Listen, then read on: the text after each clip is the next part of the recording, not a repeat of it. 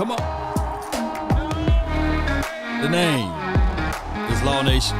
Without hesitations nor deviation to the matter, let's continue to grind to shine.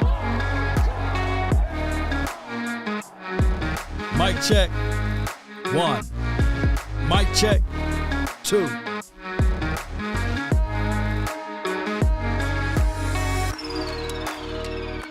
Let's go. Law Nation is here.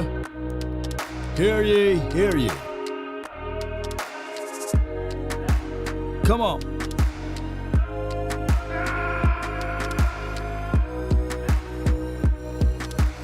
Yeah. Come on. They really say, ain't no party like a cowboy party. Yeah. Come on.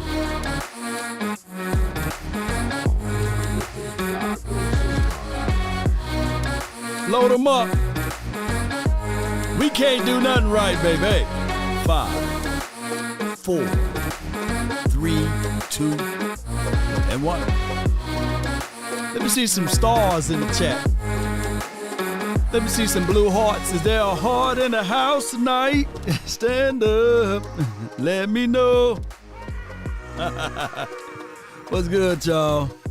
All right, so I know you guys heard the news. Shout out to everybody. Happy holidays to you all that's tuning in. Yeah, I know you guys heard the news. Eddie George, he came out and said that, hey, the number one problem with the Cowboys, Dak Prescott, number 4. And I get what a lot of people say about Dak Prescott. Where can we find a middle ground, right? Where can we find a middle ground? Because this team, the Dallas Cowboys, will always be a team that will always be divided, right?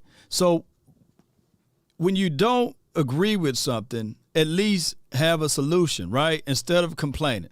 That's the name of the game. Instead of complaining, let's come up with a solution. What should be the solution with Dak Prescott? Because so many people have answers for number 4. Like so many people say, well, that's the problem. That's the issue. That's the only thing that's holding the Cowboys back. How can we rally with this guy, right?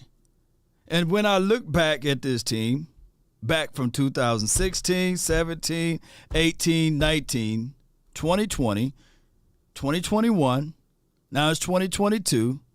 We have yet to have a losing season when he start and finish the full season. But somehow Dak is the issue. I wonder if we can look back at this. And I know people will say, hey, Law, you sounded like a Dacapologist. Well, what's the solution? Because I'm clearly looking at Tampa Bay Buccaneers back in the days, Brad Johnson. He got him hardware. Was he the only issue with that said team? Is Dak Prescott not better than Brad Johnson? Oh, excuse me. When I look back at Trent Dilfer, he got him hardware. Was he holding back said team? The Ravens, right?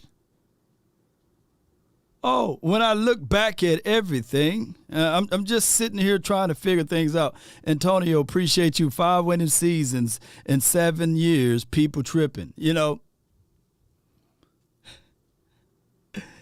they are buying into the narrative, right? Because at this point, the day that 4 leaves, there should be bottles of champagne popping, right?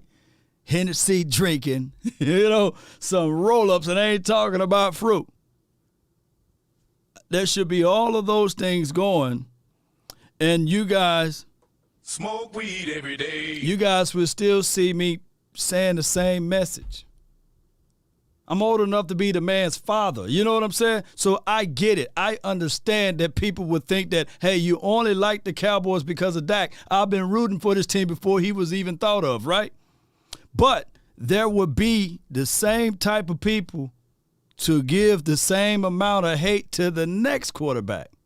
I think that it is a situation whereas it's a Cowboys thing, that no one is satisfied, because I've seen the levels and scrutiny and hate that they gave to Tony Romo and never passed it on to any other quarterback that was in the National Football League. I've literally seen with my natural eyes Tony Romo go 8-8, 8-8, 8-8, and that's all what people was talking about, the 8-8, 8-8. But I saw a quarterback by the name of Drew Brees went 7-9, 7-9, 7-9, and not a word uttered, not a word was mentioned about, hey, man, that's 7-9 quarterback. But they looked at it and said, all right, hey, that's a Super Bowl caliber coach over there who had better coaching, by the way, right?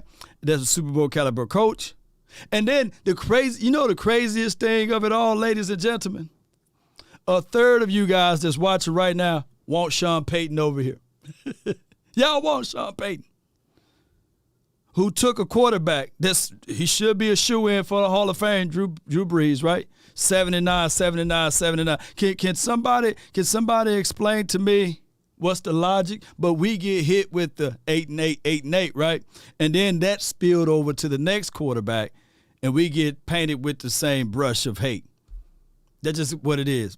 So let me see if the room is filled up already. Yeah, they won a Super Bowl. But how long? How long would you sit back and say, all right, hey, that's enough? Because in the last, what has been 13 years since Aaron Rodgers has been to the Super Bowl, right? Appreciate you so much, Statistical. Appreciate you. She says, Law, congratulations on the 93. Appreciate you. Keep on moving on up. Thank you for you and everything you are doing for us. We love you. You are the real one. You know, oh, no. You are the real one, Sadiq.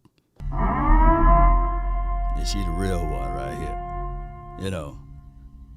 So a Super Bowl will clove a lot of things for 20 years, right? You get 20 years, you get the Super Bowl, and then you can close off everything. No, y'all, it ain't happening that way, Captain. 79, 79, 79, 79. Look, that should be the same scrutiny of hate. But y'all just don't do that for other teams. They don't point out the things, the flaws. They put this team, the Dallas Cowboys, under a microscope so much that a third or over a third of the Cowboy fans believe in it, right? They will sit back and say they will buy in to what the haters are saying, right? They will buy in to what the naysayers are saying. Let me see if I can get this right. Y'all bear with me. Yeah.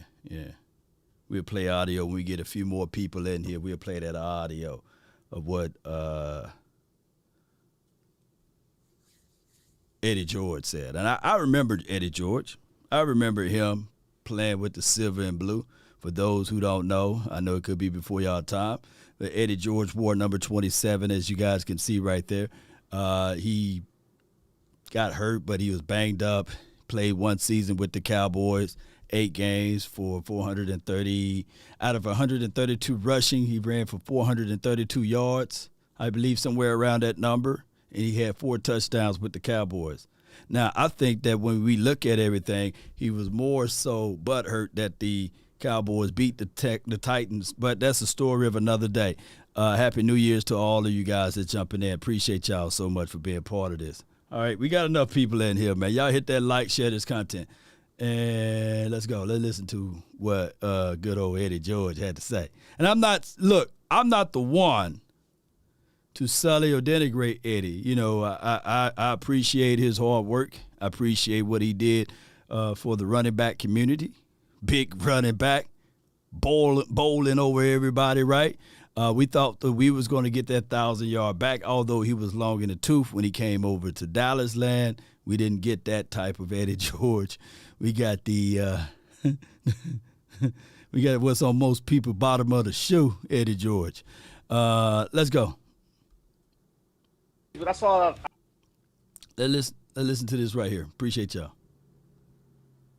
What I see out of the Cowboys, what I saw out of the Cowboys tonight against Tennessee, they are a 12-win, 11-win ball club, but in terms of the big picture, in terms of being that elite team, I don't see it quite there. They have an elite run game. They have an elite defense. They have an opportunistic special teams play. But as far as the quarterback play and consistency, your Dak Prescott, that's the problem. He is the Achilles heel.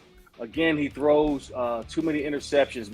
For my liking at this point in the season. Right now, your offense should be humming. It should be built around confidence. It should be rolling, not making a lot of mistakes. But, what I see out of Dak Prescott is a lot of forced throws, misreads and coverage. There was on the interception tonight, one of his interceptions, he should have had a check down to the running back in the flat with Ezekiel Elliott, but he elected to throw in a double coverage, getting a pick. And that's the stuff that you don't want to see out of your starting quarterback week 17, 18, rolling into the playoffs that you don't find confidence in. And in the playoffs, the margin of error is so small.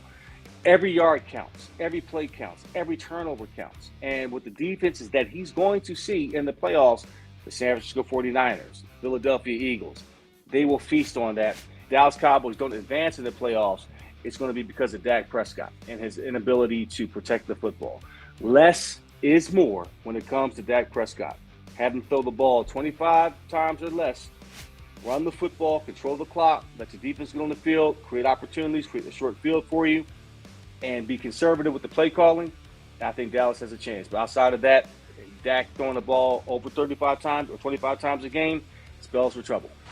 All right, so that was Eddie George. Shout out to him. And let me share the 33rd podcast link right here so you guys can check them out. I think that they're doing a marvelous job of recruiting players, former players and current players over to their platform to talk about certain things.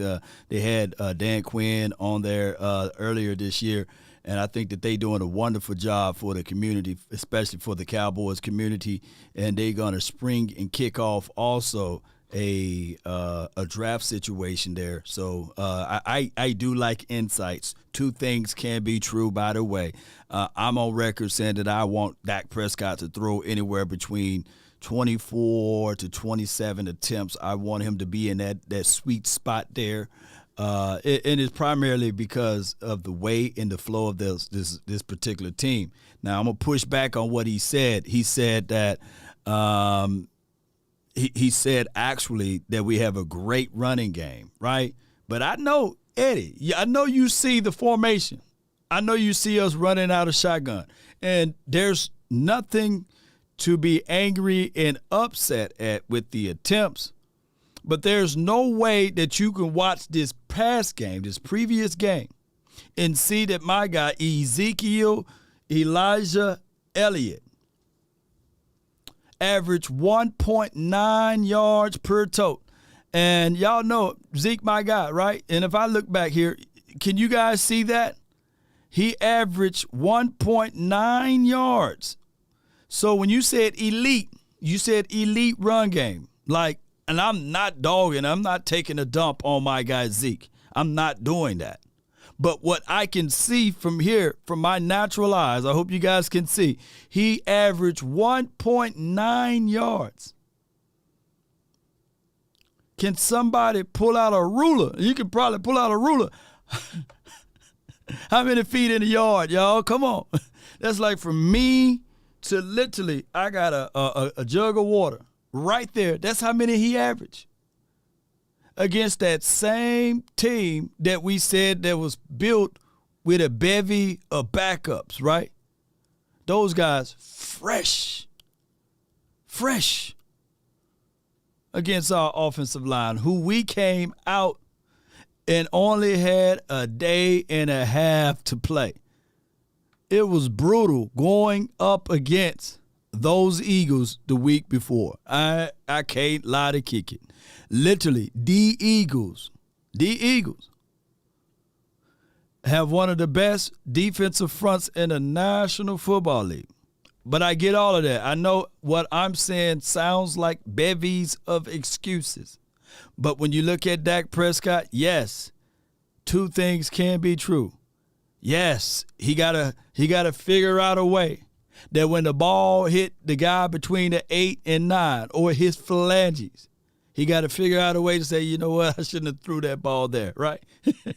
Now, when he's being super aggressive, he got to figure out a way, hey, I can't do this there, because if I do this there, then it could be a change of fortunes, right?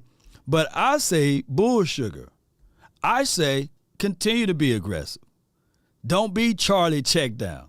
Why, Law? Because being Charlie check down Dak haven't generated nothing for you in the past 6 years, right? And I'm not saying that he was Charlie check down in 2021, right? But we did have issues against zone teams when they play quarters defense, normally, technically. In the world of football, you're supposed to run on quarters. But we don't have the knowledge, the skill set, I guess, to develop a scheme to attack teams, that rhymes for your mind, when they are in those type of zone looks, right? But I'm quite sure, ladies and gentlemen, the team that we played the previous week, the Eagles, they did have Bradbury. They did have Slay out there for the majority of the games, majority of the time, and said Dakota Prescott was able to pick them apart, right? So even in this particular game, as ugly as it can be, as it relates to those 3 turnovers, the fumble, the 2 INTs, we still threw for a 78.5 QBR. That ain't nothing to sneeze at. That's that ESPN made up stat that a lot of people put a lot of weight on, right? And then the passer rating was 85, right? He was sacked one time. Also, the Cowboys, yes, 29 for 41. That's something that you would sit back and say, all right, we want that number to be better. But that's the only way you win this game. Unfortunately, that's the only way. And, of course, those were their backups of the backups. But I don't see a situation whereas we keep running the ball for 1.9. Now, I see what people will say, well, Malik Davis, he was averaging 3.9 yards per tote, had 10 carries for 39 yards. But even him, you know what this game reminded me of a little bit with Malik Davis? I like what he brings to the table. He's still young or what have you. He got the explosiveness. He's okay in pass blocks or things like that. He leak out pretty good on the flats. But this game still reminded me a little bit when it was Malik Davis and Tony Pollard in that Green Bay's game, right? You see, Zeke got a nose for the ball or a head for the ball. That dude dropped that head, it's over with. But I would tell you guys, ladies and gentlemen, the only way for Dakota Prescott can gain any levels of at least benefit of the doubt would be for him to go on this magical run for this season and win multiple playoff games. That's for one, right? Get above that threshold, right? Of he's 1-3 in the playoff, right? Because same could be said about Peyton Manning. Can somebody put in the chat how many years it took for good old Peyton Manning? And I'm not saying that Dak is he, right? But what I'm saying is that was some of the similar, I'm using these words, crafting these words together, scrutiny that even Peyton Manning had. But the only problem is he got the benefit of the doubt when he threw his INTs, right? Steve Carroll says, I would take an ugly win over a pretty loss any day. Man, hello. Give me that ugly one, right? We gave all analogies of the ugly one, right? Sure, she gonna cook clean and also make sure that your belly full, right? That pretty one is gonna be like this all the time, but you're losing. You know, she's taking the money out of your wallet. She's driving your car, leaving it on empty, right? And then she wants some more nails and hair to be done. She's just taking everything and not putting back, right? That's what the pretty losses do to you. But, man, everybody on the outside looking in and saying, ooh, woo. Look at that one right there. Say L, because that's what you're taking. You're taking them L's. Say L, because let me holler at that L right quick, right? Y'all would have preferred the game because it's still being talked about to this day, right? Who remember the Tony Romo game? I'm just using him as a reference. I'm not saying that was all on Tony, right? But who remember that game, Tony Romo versus the Broncos that year? I think it was 2013. He threw for 500 yards, right? And, hey, man, everybody was sitting there like, yeah, man. Shoot, Tony went shoulder to shoulder, head to head with that massive team of the Broncos who was in the mode of going all in, right? And he had some great numbers. And to this day, people talk about that game. But that's that game that, ooh, woo. Look at that L right there, baby. Ooh, woo. It just sway. Got the sundress on. Just sway when it walk. You know, that man, and God, dog, man. Let me try to holler at that L. That's what we were doing. Yep. We scored 27. How's that ugly? Plus Diggs dropped the pick 6. Yeah, you ain't lying, Antonio. But that's what people cook it up to be, man. That's what people cook it up to be. Unfortunately, you know. But it is what. Since I'm talking about this, let me see, because that right here is alarming, right? 14 INTs. That is alarming, right? But you know, we all go back and forth with that, right? But one thing I can tell y'all, beautiful people that's watching, that's just the price of doing business. When you fool around and get inserted midway through the season and you have the expectations to be faultless, right? Let me put up Peyton Manning. Let me see what his highest interception total was ever, you know. And I ain't trying to say my guy is Peyton Manning. Let me pull up his years. Baby. I know I ain't crazy. I know I ain't crazy. All right. Hear ye. Ladies and gentlemen, in 19 of 98, Peyton Manning threw for a league high, that was his rookie year, 28 INTs. 26 tubs, 28 INTs. Oh, in 99, 15 INTs. 2015 INTs.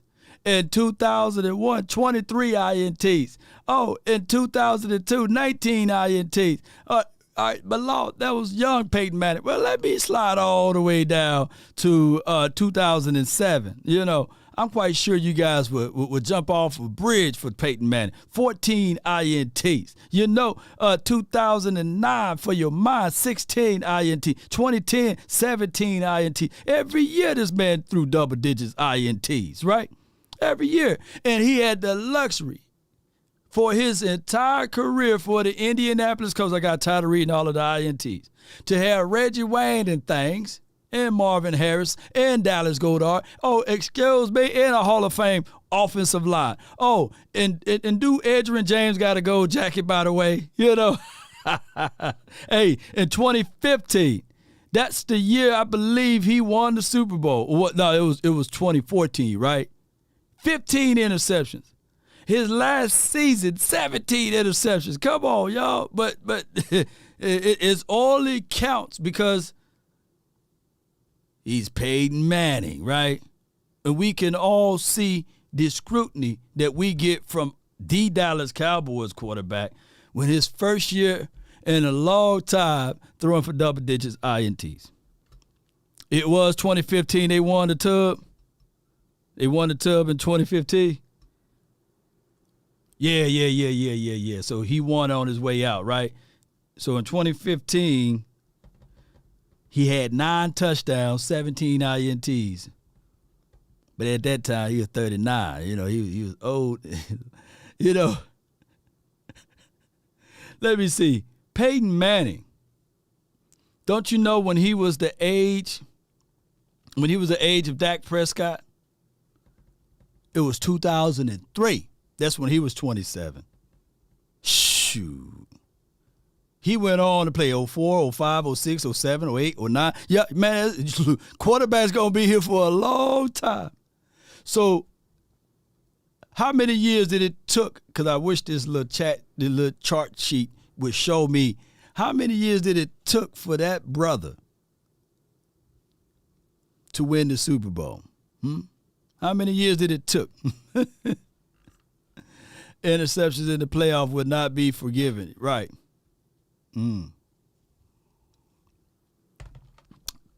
True to that. True to that.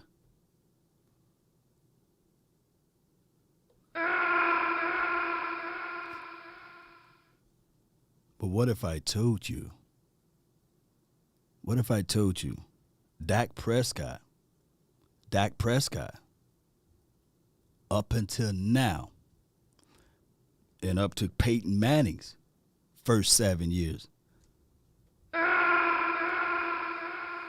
Dak Prescott was a better playoff quarterback than Peyton Manning. But it took him a minute. And who do we have since day one? Since day one, better than Reggie Wayne and Marvin Harrison. I would sit back and wait. But that's the story of another day. I'm not saying that those guys are the same, but it is a situation whereas, you know, the old saying, you know, comparisons, the thief of all joy, it takes away all of that when we start comparing a Hall of Fame gold jacket guy to a guy that's considered to be trash and not elite. Swain, let me know, did Dak Prescott been here for 9 years? Have he been here for 9 years? And did we have the levels of consistency with our wide receivers like a Marvin Harris, Dallas Clark. Shout out Dallas Goedert. He must be on my mind. But Dallas Clark, by the way. And Marvin Harrison and Reggie Wayne. Can somebody point those two wideouts to me?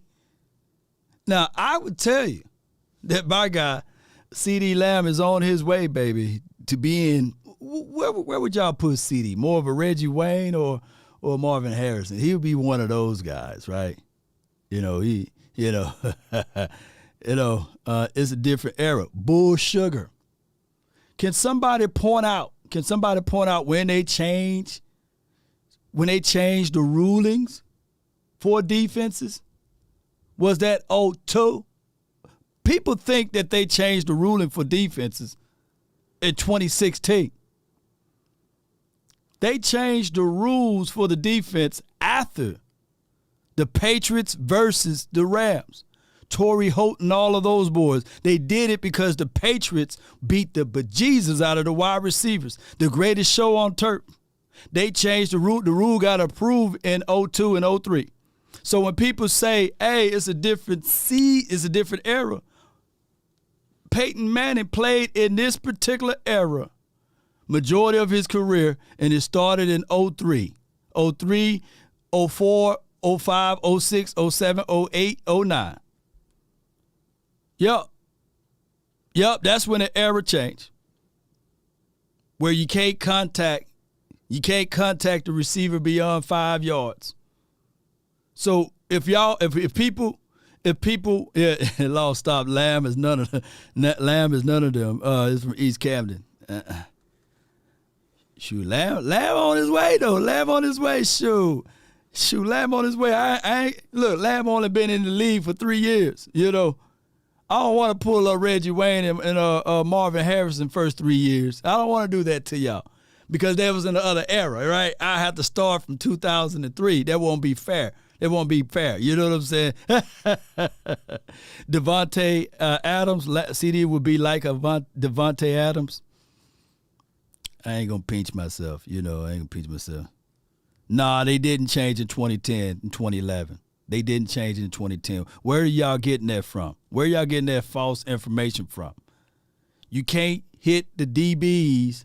The DBs can't engage with a wide receiver beyond 5 yards. Started in 03, fam. It really started in 03. Do y'all homework, man. I don't have to go back and forth, but do y'all homework. It didn't start in 2010 and 2011. But if you want to use that as an argument, my numbers would still fit right into that too of 2010, 2011. But do y'all homework, man.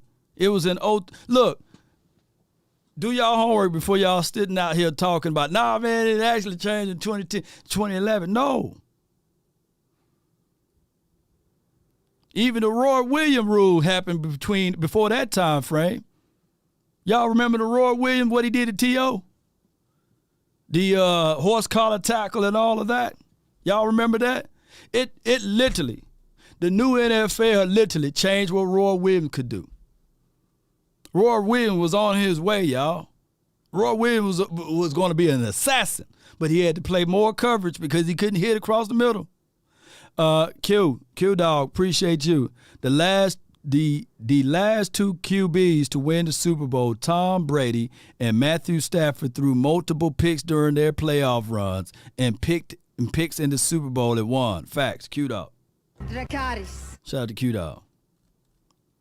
But what people will say is different era. That different era talk. Y'all got to remember the different era. The end of the era was the Dan Marinos and Troy, basically, right? Troy Aikman, right? But if you can start it from the 03 era, that's when most of that stuff will start dying off. Some of those old quarterbacks dying off. And the new era was basically birthed with the Peyton Mannings, the Tom Bradys of the world, right? It's always been 5D leap. Nope. You could literally, at the top of the route, beyond 10 yards, you can literally get in there. That's how Coach even taught us. And D-Lee, and I feel what you're saying, has always been 5 yards. Courtesy. But shoot, 15 yards down the field, watch, y'all look up tape of the Patriots on how they mauled the greatest show on turf. And they said, you know what, we got to change this, man. This is an offensive league. The NFL was in a pivotal stage because of baseball. Who remember when there was everybody knocking balls, Sammy Sosa and all of those boys? Everybody was looking at baseball. Shoot, people watching baseball before they watched football. Football was hard to get ratings during that time frame. Let me know if I'm wrong. I would go back and I'd eat crow. Yeah, the 05 situation when they put the horse collar rule in.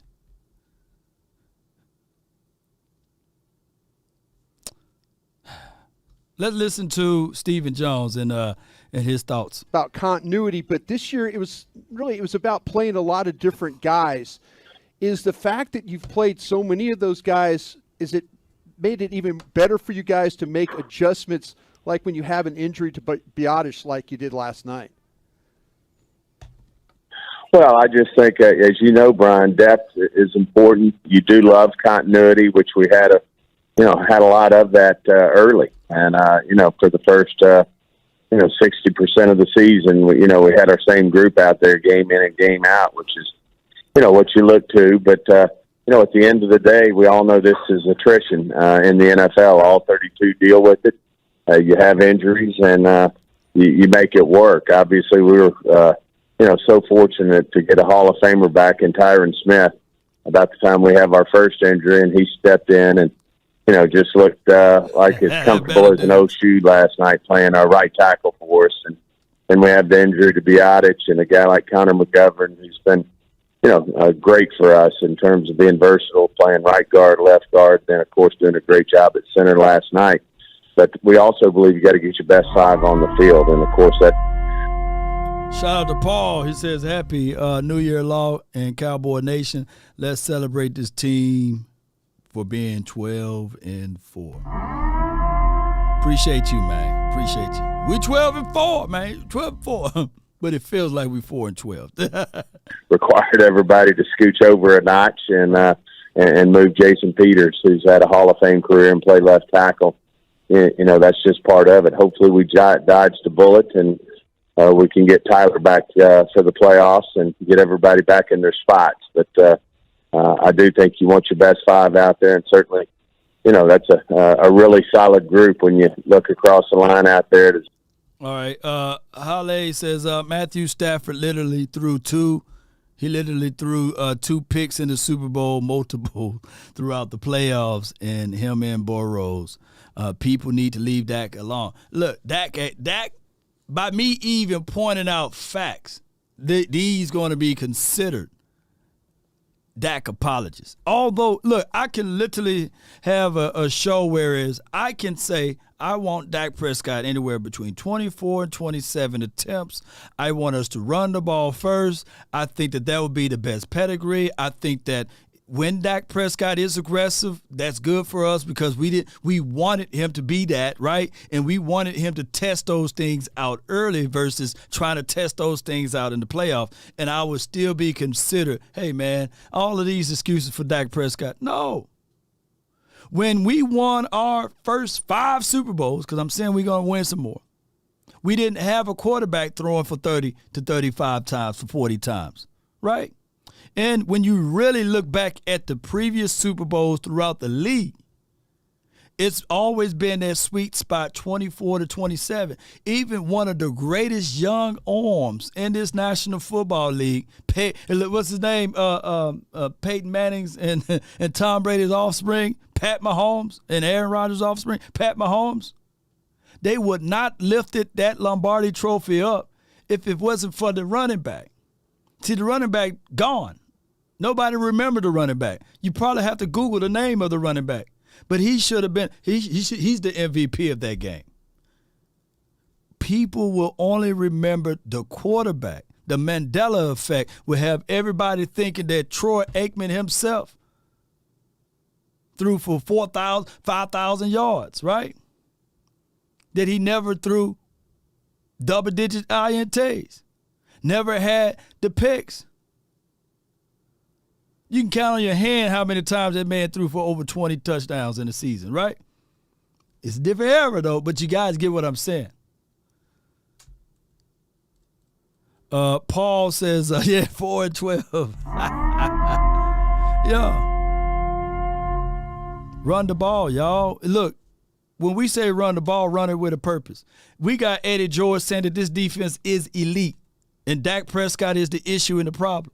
When we just gave up 500 yards against the Jaguars. We gave up 450 yards against the Eagles, right? And then we just saw Joshua Dobbs, right? Had his best season ever. Josh Dobbs. And we supposed to be elite defense? Come on, man. All of these things don't match. But Dak Prescott, that's why, you know what? Y'all truly believe, and I'm not throwing any salt shade at Cooper Rush, but y'all truly believe we will be right now 12-4 if we had Cooper Rush the remainder of the time. Y'all truly believe that all of a sudden, organically, we were going to drop from being the 28th to 29th offense. In some categories, we were the 30th ranked offense.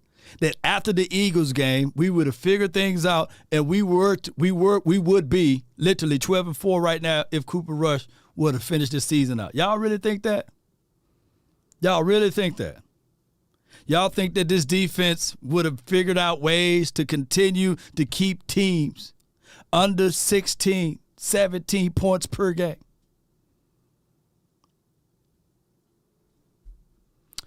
Dinkin Dak is a turnover machine, Eastside Harrell.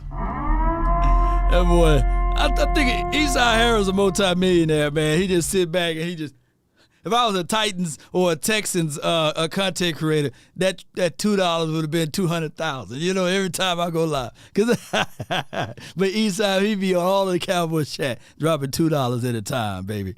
Y'all truly believe that. Miles says Peyton was smarter enough to audible the run. He wasn't scrutinized like the Cowboys. You really think if Peyton Manning was here and we would had Jerry Jones, Stephen Jones talking 2 episodes a week, right? They literally talk 2 episodes a week.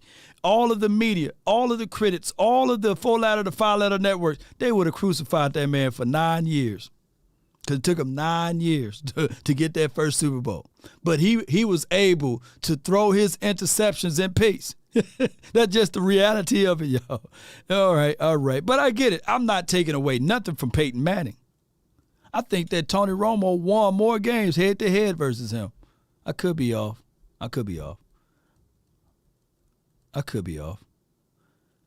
JD from D.C., no matter what Dak does, he would never be that guy to sport networks. A QB job is to win, period. How about them Cowboys 12-4, baby? That's what it is, really. Danny Torres says Dak tied Aikman for touchdowns. He did. But it is what it is. You must be out of your mind. GY, appreciate you. Yo. I got you, you know.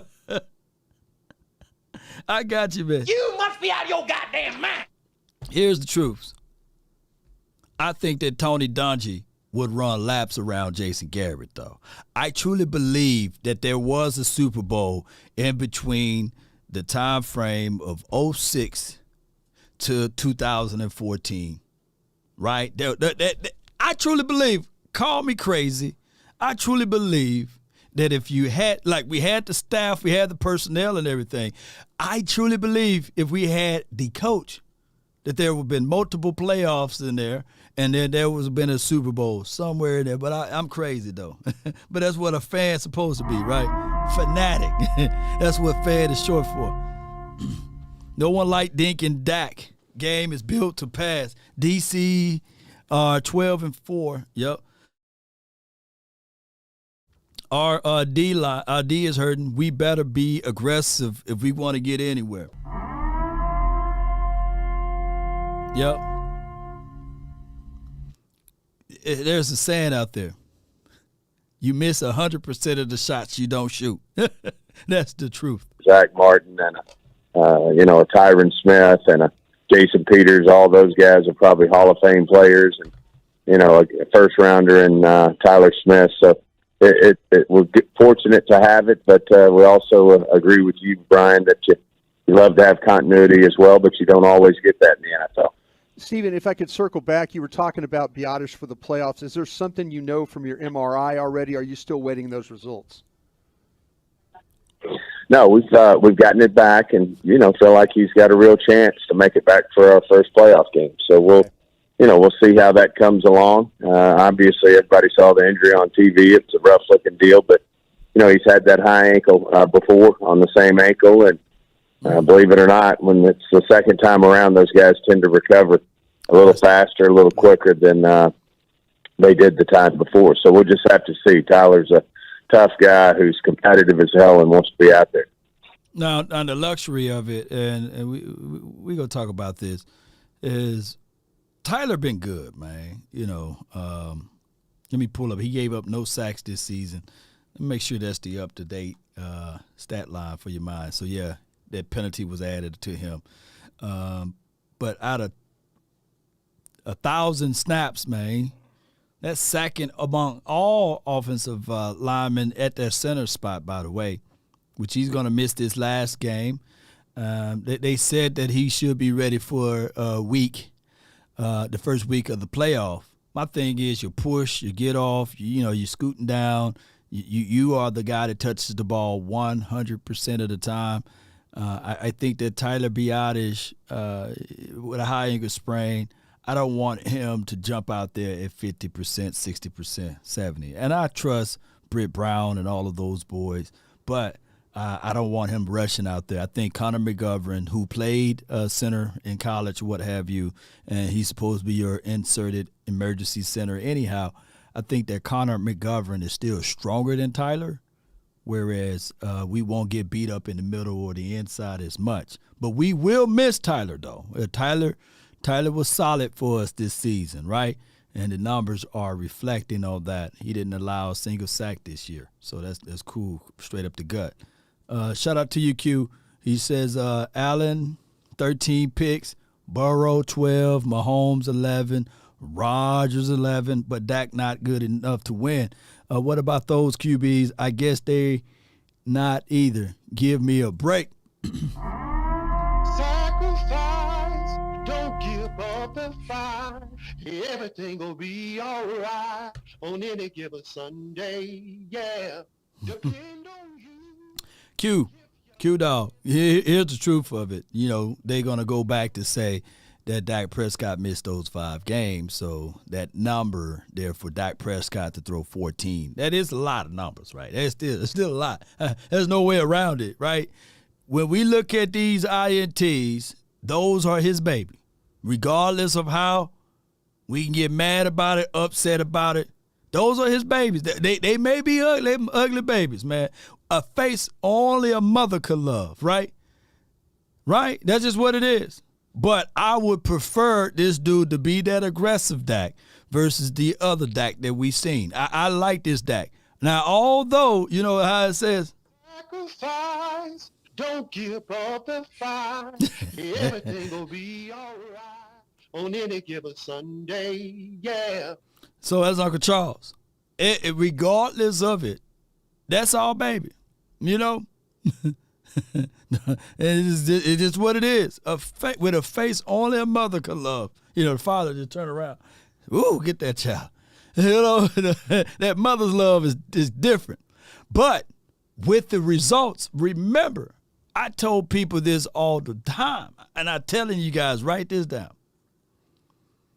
Charles Isley. I tell people this all the time, y'all. Everyone have a reason, but results are what matter. And since the injury, this dude been, 8-2? Do you prefer to be 8-2 or 2-8? Just let me know, and I would do something else. Stephen Jones with us here on 105 Through the Fan. You mentioned the turnovers, and I know we've asked you about this the last couple of weeks, but with this becoming a trend, how much of a concern are the turnovers? I think it's at the end of the day, I think we got one of the best in the business, and Dak Prescott. He knows what he needs to do. Some of these turnovers, as we all know, are not always the quarterback's fault. I mean, you get tipped balls, you get drop balls that go into the defender's hands. But he also can do some things better, which he knows better than anybody. And certainly we're in a great position here as we head into the last week to just continue to sharpen up what our game's all about. It's hard to win in this league. We had, obviously a different schedule the last couple of weeks, right. Playing on a Saturday night on Christmas Eve and then a quick turnaround on a Thursday. You just, you don't ever take for granted these big W's. And, we've won now 12 games again, 2 years in a row. It's a great accomplishment, but we all know we got bigger goals for this team. And I think we'll continue to work to refine our game and, do what we need to do to have success in the playoffs.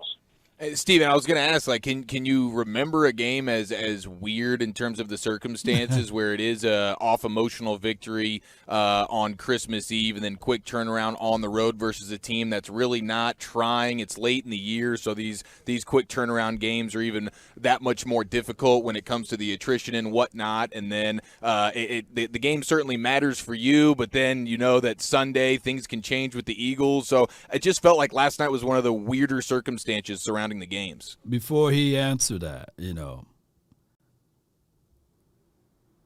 those boys was trying. Those boys were trying. And some people, like when the caller called in, like I think it was 2 days ago, he didn't even know who this guy was, let me put it, how you spell that name? I can't even spell his name. Byard. How you spell his name? Let me see if we can pull it up. Pull it up. God dog it. Kelvin. Kevin Byard. He didn't even know this man's name, right? And I couldn't even pull it up. This dude is a bona fide stud. Kelvin, I would call him Cal. See, I didn't know that man's name. But this dude is a bona fide stud. Right? Is he a stud? Yes or no? Did he get 2 INTs? Yes. He's a bona fide stud, y'all. Only 5 missed tackles, 4 INTs for this season, 16 stops. This dude is a stud. Is he a stud or is he trash? I'm sure what he did last year. 5. Sure he did the year before that. Well, because it was a pandemic year. 5. Dude average about 4 or 5 INTs a year. Right now, if he was on his team, shoot, I don't even know what they'd do. But he's a stud, man. He's a stud, y'all. I get what y'all saying, but that's a playmaker. That's a playmaker, bona fide playmaker. If he was probably any other safety out there when that ball bounced between the 8 and 9 on Peyton Hendershot, shout out to Peyton Hendershot, he's still my guy. He probably looked at the ball and let it dribble on the ground. But that's a stud, man. He's one of the best out there, man. Stud, man. He playmaker. That's what he do. He make plays. He elevate everybody else's game. And as a safety on the defense, you light everyone else up. Look, my brother used to be so cold on those sticks. I'm talking about Madden, you know what I mean? The twin maker. This boy was cold-blooded. He'd make people log off, do beat people with the arena football team. When he played people, he would random select the team. It doesn't matter what other team. He was just a stud as it relates to playing that game. Bland is awesome, yeah. So y'all be mindful of that. And if y'all think that Kelvin didn't want to put up good tape out there, shoot, I got another one coming for you. Y'all think Robert Woods wasn't going to put up good tape? Well, you always dealt challenges during the course of a season. All 32 are as to when you play your games, what the circumstances are when you play them. As I said, Coach Vrabel's one of the best in the business at getting his team ready to go. You could see they came out there from the opening whistle and got after us. And it was a battle out there. It didn't come easy, and everybody wants to point to they were missing a handful of starters and quite a few players. Well, we were missing some players as well. That's part of the NFL. And there you go. If you come away with a big win in the NFL, you take it every time. We all know how hard it is to win in this league, and people have to do what we're doing at times, which is make do and next man up type mentality. And Coach Vrabel's one of the best at that. So we're real pleased with the big win, and we know we got work to do. Hopefully the guys will get off their feet here for, the next 3 days and get their feet up under them and get ready to play a really good Washington football team that's trying to get in the playoffs and continue to get our game right as we start to point toward the playoffs after we play Washington. Yeah, it's good observation from Stephen Jones, man. They were missing some guys. We're missing some guys, man. We missing some key guys, man. Terrence Steele, come on, y'all. LVE on the defense. And even as much as I can say this, ladies and gentlemen, Anthony Brown. See, Anthony Brown was a type of DB that would give up the big yard. That's what he do. Just like we talk about those INTs. Anthony would give up at least 1 or 2 big plays in the game. And that's it. That's it. But these new DBs that's on the outside of Dayron Bland, they going to get scorched a little bit. That's just how it goes, y'all. They're going to get scorched just a little bit. Right? More than 1 or 2 times. See, Anthony we knew for sure that 1 or 2 times that brother, and him talking about catastrophic type of big, like 30 to 40 yards. And we're like, God, dog, Anthony. Listen to these guys. Stephen, before we let you go out of here, with T.Y. Hilton, was when you were looking or hunting for a receiver, all the stuff with Odell Beckham, and then now you get T.Y. Hilton, Was this what you were looking for or what you had in mind for that type of player? The one that makes those loose plays, gets you the first downs, makes some tough catches. Is this really what you envisioned and for that position when you went out and got this type of player? Absolutely. I think you look at guys like Jason Peters and T.Y. Hilton, their resumes, just outstanding. What they bring to the room, their presence in the room. I know Jason's all year been a great leader for a guy like Tyler Smith. Certainly T.Y. Hilton comes in here. I'm sure we all saw the comment CD made about him. He's a pro's pro. On top of that, he still plays the game at a real high level, and is certainly bringing something to the dance here in terms of making us a better football team. We're very fortunate to get him, and as you can see, he's ready. He's ready to play right away and help us right away, and that chemistry is only going to get better, and certainly his leadership in that wide receiver room, which was a young room to start with, for him to come in there and be able to, lead these guys and really be a mentor. I think it's a huge plus. But because of that, he's also, as we saw last night, really make plays for us. All right, so I'm going to keep it 100 with y'all. It took us to week 16, right? Technically, you could say week 15 to fill in that voided spot area that we've been missing from Amari Cooper. It took us that long. It literally. It took us to week 15, 16-ish to fill in that voided spot. And I'm going to go over these productions once again. Over 1,400 yards, 14 touchdowns, and less than 4 drops combined between Cedric Wilson and Amari Cooper. We missed all of that. But not to kick a beat up a dead horse. That's just how it is, man.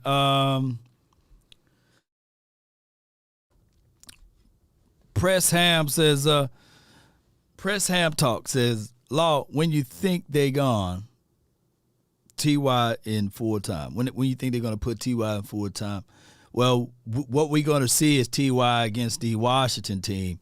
I think that they're going to give him maybe the first 2 quarters. It just depends to whether or not the Eagles win this weekend, or if they lose, then I can see that them going into this game and with very cautious and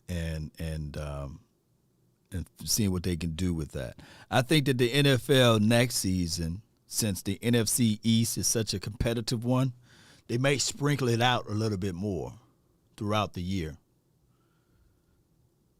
They may sprinkle it out, right? Instead of having all of these games so far at the back, because it's kind of still watered down the NFL when the games be meaningless, right? Allegedly, and that's how that goes. Coop was that guy, and Coop had his flaws too, right? People said he only showed up at home games, right? And so far this season, the Cowboys, what our home record is, 8-1 or something like that. Good record at home. Alpha Red. Sacrifice, don't give up the fight. Everything will be all right on any given Sunday, yeah. Let's watch this. Starting at left corner for the Cowboys last night was Nashawn Wright. Making his first start of the season. He started 1 game last year. But he's a big corner, tall corner. Right here, see what he does to Treylon Burks right here? It's a quick jam. Not like really a jam, but just a quick jam.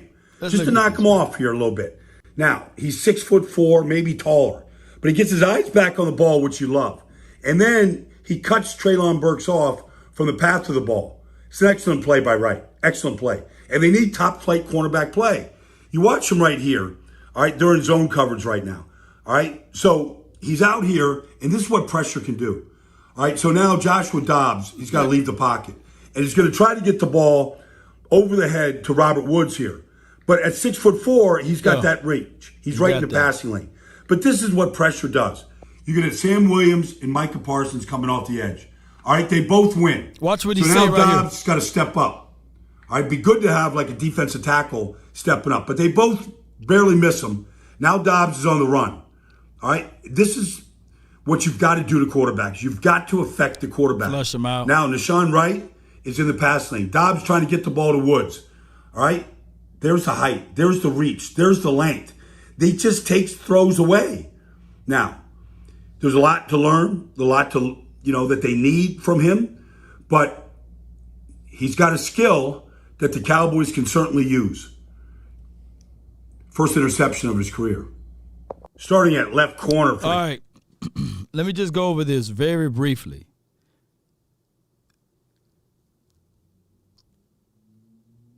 Team's going to pick on Nashawn Wright. They're going to pick on him, man. That's just how it goes. His hips, they are a little stiff. I can see that he is a 4'4" guy. He's long, but I think that team's going to look at his tape, and he going to win some, believe it or not. He's going to win those balls that got to go out and up or what have you, because it's hard to gauge 6'4" or whatever height he is. But they're going to pick on him, man, and especially if the team don't keep this man close to the LOS, redirect. I do like what he did to Treylon Burks. Redirect with his inside arm. If you're playing boundary tech, squeeze him to the sidelines, and then understand that you got safety help over the top, then that is his game. But he's a little stiff, and I do like him, though. I like his skill set and overall, but he's not a finished product yet. This is his second year. We can't expect to get fourth year production or fifth year production out of him. So what the Cowboys may have to do is, in my opinion, I like what Dayron Bland been doing. I think that he's a little bit more well-rounded. I think his hips are fluid. I think that he attacks the ball a little bit better. I do like that transition. If you keep Bland on the outside more, and then you elevate somebody else to be on the inside. But I'm looking at what the Cowboys are doing is that they saying, hey, look, leave well enough alone. Bland is doing his job with 5 INTs from the inside. And a lot of people, even some people that look back at film, they were thinking that Bland played on the outside against those Eagles. No, you can't compromise the scheme of the defense, right? If Trayvon Diggs following A.J. Brown, then that's the situation. So he still had to have outside responso when you got a man trailing. Now, if the Cowboys do that brand and philosophy of always traveling Trayvon Diggs, then there will be some slight growing pains with the other DBs, especially with the safety over the top and things like that, switch off and things that got to have a lot of communications. But there are two things that travel, and that will be defense, supposedly, and the running game. And if we going into these playoffs, the one thing that we need Kellen Moore to snap right back into reality is for these 3 games we got to win on the road. If things shake out that we got to play all road games, he got to understand the old school philosophy, those 2 things that travel, defense and run game. And for these last 3-4 weeks, he fell in love with running out of shotgun. He fell in love with trips, light body package work with the wide receivers, and then running it the opposite way to the weak side. Now, what I can say here is there are 2 things that could happen. Maybe he's looking at it saying, I'm going to throw a new wrinkle in when we get to the playoff. I'm going to give y'all and present that power eye situation. Present 14 personnel, 13 looks, or what have you. And then maybe, just maybe, we hit the element of surprise. But historical data shows us that that's really not Kellen Moore's game. I hope I'm wrong. But I hope that they look at all of the games that they won and they take out the good things that they did, and then they look at all of the games that they lost and they minimize those things. That's how I look at it. Ladies and gentlemen, I thank all of y'all for watching and being a part of this show on this New Year's Eve right here. The Titans have a very stout run defense. It was going to be tough sledding. Yeah, it was going to be tough sledding. But we can afford for Nashawn to learn on the job now at this point of the season, William, where he got one more game. I think Normally takes 3. I don't know what the world of Trayvon Mullen is doing. Maybe he's just not picking up this scheme right, and he's not a good fit for us right now. Maybe he's a better guy for the offseason. Or who knows, man? It's right now his job to lose, Nashawn Wright jobs to lose at this point. And start Mullen, B-Love, I feel what you're saying. But at this point, is Nashawn Wright's job to lose. He clearly, according to Al Harris and Joe Witt Jr. and all of those boys who evaluate the DBs, he beat out Kelvin Joseph, Trayvon Mullen, because Trayvon Mullen's still picking up the playbook, and anybody else who was challenging for that outside corner spot, according to their words, right? Shout out to all of y'all, man. B-Love, appreciate you. Thank y'all, man, so much for tuning in for this episode. So what I'm going to do, since we got about 500 people in here, and when I played that audio earlier, it was only about 300 people in here. The audio, this was the top of the hour. The great Eddie George said the Cowboys aren't elite because of Dak Prescott. Dak Prescott. So he's the issue. Let me play some of this audio, and then we. But I see how the Cowboys. We'll talk about it some more before I get out of here. Tennessee. They are a 12-win, 11-win ball club.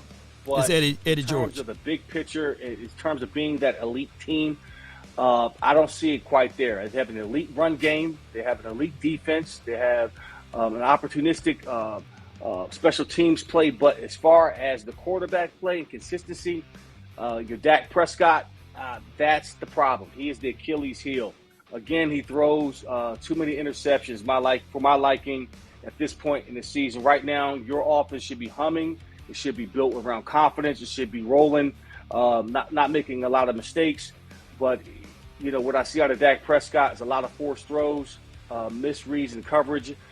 There was on the interception tonight, one of his interceptions, he should have had a check down to the running back in the flat with Ezekiel Elliott, but he elected to throw the double coverage, getting a pick. And that's the stuff that you don't want to see out of your starting quarterback week 17, 18, rolling into the playoffs that you don't find confidence in. And in the playoffs, the margin of error is so small. Every yard counts, every play counts, every turnover counts. And with the defenses that he's going to see in the playoffs, the San Francisco 49ers, Philadelphia Eagles, they will feast on that. Dallas Cowboys don't advance in the playoffs. It's going to be because of Dak Prescott and his inability to protect the football. Less is more when it comes to Dak Prescott. Have him throw the ball 25 times or less, run the football, control the clock, let your defense get on the field, create opportunities, create a short field for you, and be conservative with the play calling. I think Dallas has a chance. But outside of that, Dak throwing the ball over 35 times or 25 times a game spells for trouble. All right, so that's from Eddie George. All right, so like I said, just to recap everything. Two things can be true, right? But one of the things that he's saying about being the main problem is not the answer. That's not the correct answer, in my opinion. I don't think that we would be 12-4 right now, and I don't see the elite part of the defense. I see the offense being the thing that's turning things around versus the defense. Now, somebody can argue and say, well, yeah, this defense is elite. And I can tell you that they got elite player. Trayvon Diggs, right? Parsons, right? Those guys, I think that they can be playing at an elite level. But overall, I don't see that this defense is anywhere close to being the 85 Bears. I don't see that. And I just don't see it.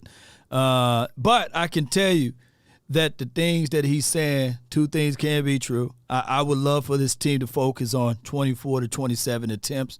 But in the pinch, we just seen that this team was able to win it by the air, all that it may be, that it was against the Tennessee Titans. We were averaging 1.9 yards per tote. And then we just seen it against the Eagles, right? We seen that we put up 40 points. It's alarming to me. The alarming part to me is the two teams that is considered the best teams in the NFC, the Minnesota Vikings and the Eagles, the Cowboys hung 40 points on their defense. As long as my quarterback can hang 40 points and we can get things operating in that type of light, what other team can we play, right, that's better than those two teams? None. No other teams, right, that we can play. Now, it got down to the last drive last year versus the 49ers. It took 14 penalties, right, for us to get to that point. And, of course, Dak Prescott gifted the 49ers an INT on his side of the field, right? I know he can go back and look at tape on that. But I can tell you, even on that play, to my guy, my dog, Cedric Wilson, that DB made a play on the ball. And if I'm not mistaken, I think that last year's 49ers defense was still tops, right? Still tops. And it came down to the final minutes. 14 penalties. An INT, Dak Prescott can't have that. I'm not saying that Dak Prescott can walk on water. The haters out there and everything. Hey, man. See, Law be saying that Dak Prescott can't do no harm, right? But I'm quite sure that if everything is all given the same, that those factors will not be the same. The 14 penalties will not exist again. The interception may still be there, by the way. And the interception may still be there. But dog it, if you fall still fighting. That's how I look at it.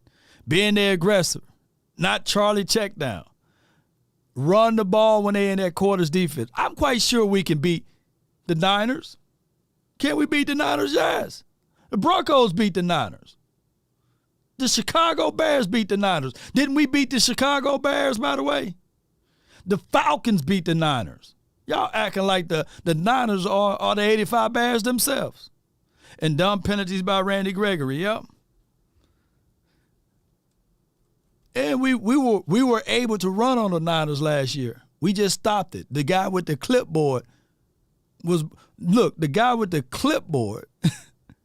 helped the Niners out more than the Niners.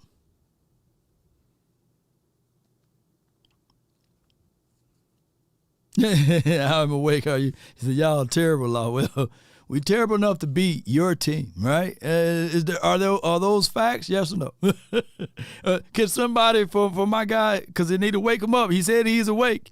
But what's Dak Prescott record versus the Eagles? The last time the Eagles beat the quarterback, Dak Prescott, when he was playing with the Cowboys, right, was 3 years ago. I got you. Lady Jessica said, emotional damage. Shoot, don't let us get better, baby. Yes, indeed, ladies and gentlemen.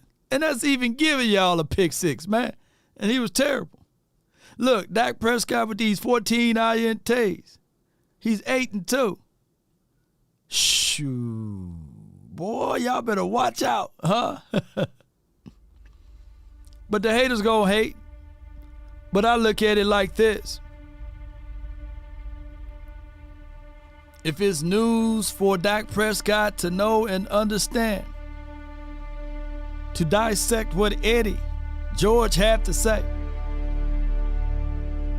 put it in his back pocket. Be like that goat I told y'all the other day. Just shake it off and stand on top of it, right? Game plan. But don't change your identity. Don't change. Be you. The best thing in life is understanding who you are. Be you. And show everyone. Don't be someone else. And never show your uniqueness. As I said before, everybody, write this down. Comparisons are the thief of all joys. I watched prime time most of my life growing up, right? And if you sit back and say, man, that Prime, man, he got a lot of money. He got 8 toes. I'm like, nah, guys, let me keep my 10 over here. Money, from a perspective, could be good, but it's not everything. Your health is everything. Your well-being is everything. Some people probably grew up their whole lives and I want to be just like him. Do you still want to? Things can happen just like that. There's some people that you look up to and you say, I want that life. And they don't wake up tomorrow. Live your life is the overall meaning. There's no shade that I'm throwing at Prime. The man is a wonderful guy. But what I'm saying is, be you. Don't try to be someone else. There's nobody with your fingerprints. You uniquely built. They said you were fearful. You're made in the likeness of God. What if I told you and you yourself, it's God? Not with the big G, though. But you got to believe it and manifest it. Greater works will you do, but you got to believe it and manifest it. Like I said, you ain't the big G, you're going to be the little G, G-O-D. So these guys that's getting out there on the field, they got to understand that, hey, at these moments, it may not be a tomorrow. Everybody's one hit away. Everybody one hit away, so you got to present and bring forth your best. Not your worst, your best. That's my thoughts of this. Write this down. If you want a thing bad enough to go out there and fight for it, to work day and night for it, to give up your time, your peace, and your sleep for it, if all of your desires of it makes you quite mad enough that you don't get tired of it, and it makes you hold all other things tawdry and cheap, if life itself seems empty and useless without it, and all that you scheme and dream is about it, if you'll gladly go out there and sweat for it, fret for it, and plan for it, and lose all terror of your mind for it, if you would simply go after the thing you do or you want with all of your capacity, with strength and scarcity, with faith, hope, and confidence and stern pertinacity, if neither poverty, famish, or fame, or sickness of your body or brain can turn you away from the thing you want, if dogged and grim and besiege and beset it with the help of Almighty, just like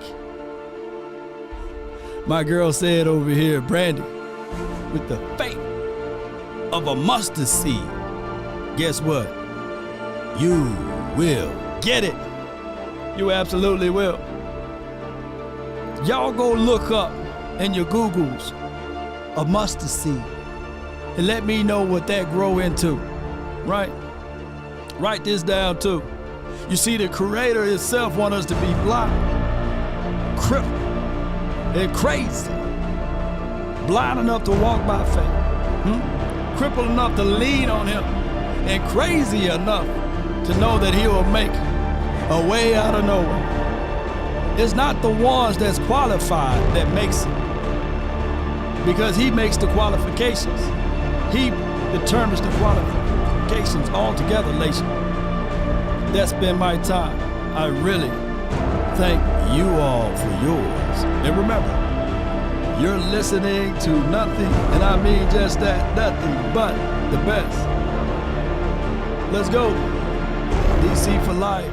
We about and roll those credits. Yeah. We might go live in another hour or so, right before New Year's. Come on. Y'all know how this go. Shout out to you, Alpha Red. Shout out to you, Jay Worthy. Appreciate y'all. Appreciate you. Marshall, thank you. Super Chats. Stokes, Sadiq, Steve Carroll, Q Dog. Shout out to you, Paul, hallelujah. East Side, the number 5 Cowboy fan of all time. He ain't number 1. Antonio, JD, Press Ham, appreciate you. Alpha Red John Jones off the top rope. Come on. Don't switch sides, baby. It's about loyalty. Shout out to you. Appreciate y'all. One love. Ron, I see you. Call it to the jet. Now, I don't want y'all talking about those interceptions next year. You know what I'm saying? I'm going to hit y'all with that was last year. This new year, baby. 2023. We 12-4 last year, man. Everything starts over 2023. Come on. Y'all know how this goes. Let's get it. Charles, sons of God, rise up. Appreciate you. Breaking news for the new year. Shout out to y'all. Shout out to the champagne drinkers, the Hennessy, the 45 drinkers, baby. Come on. I just want to run it up.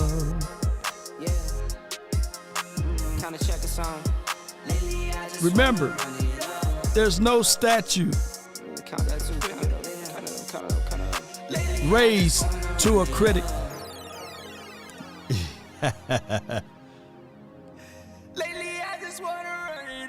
Ghostface with the number 1 truth. Who cares about interceptions? As long as we win, you ain't lying.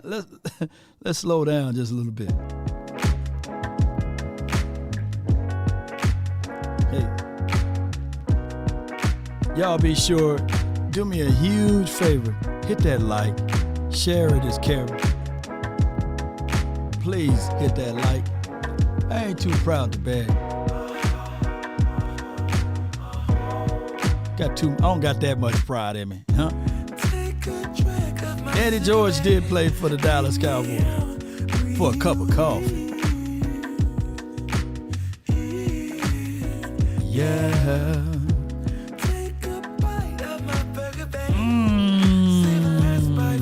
Thomas. He said CD better than any of the Colts wide receivers. I'm praying. Marvin Harrison was a dog. And Reggie Wayne, the thing. Hey, Reggie in the Hall of Fame. I know Marvin is. Y'all let me know.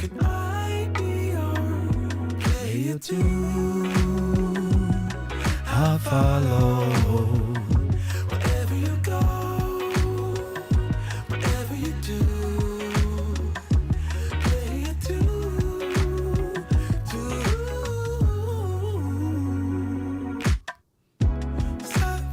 I don't know. Genghis says Ohio State or Georgia law.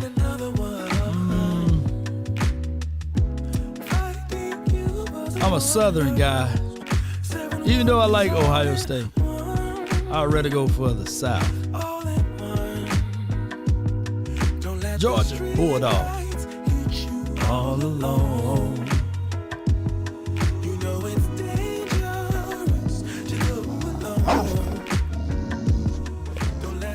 Down, boy, down. No football tomorrow. Yeah, Brandon, you're right. I follow. Hey, low key, somebody was right with Ray Lewis. He ended Eddie George's career. Oh my gosh. Y'all said y'all want Monty. Hold on. Monty!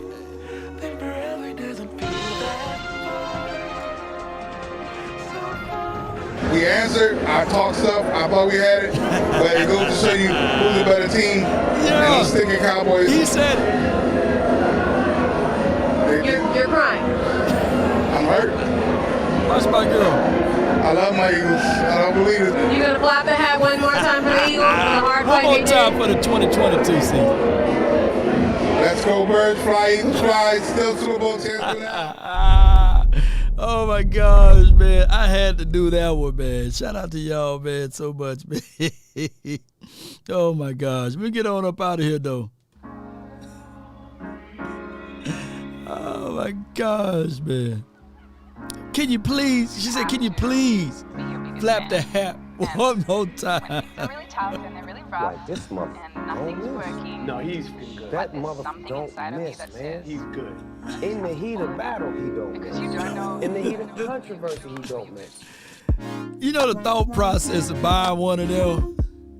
I guarantee you he woke up early that morning, right? He put on the airbrush shirt, right?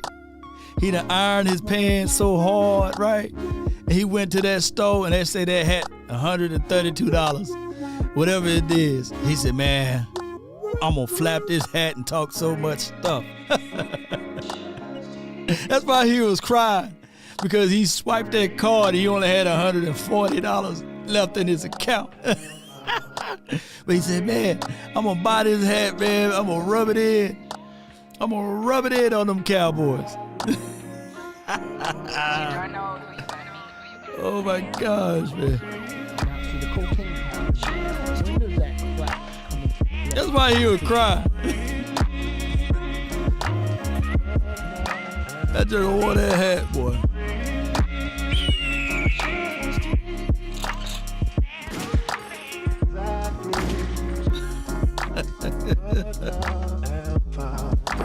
Emotional damage.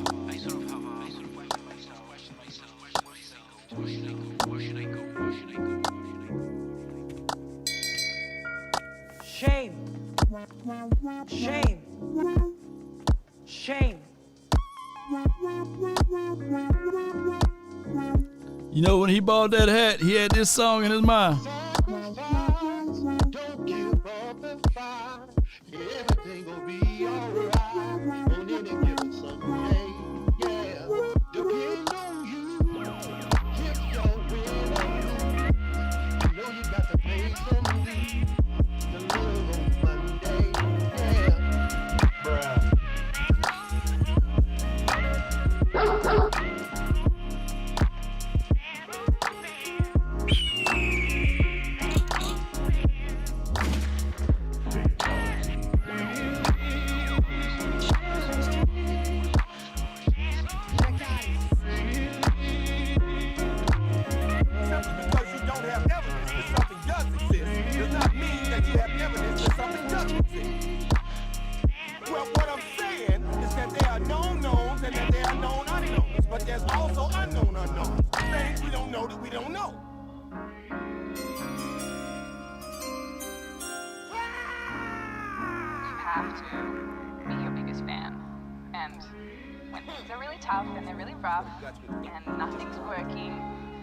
Until next time, DC for life. You have to follow that because you don't know who you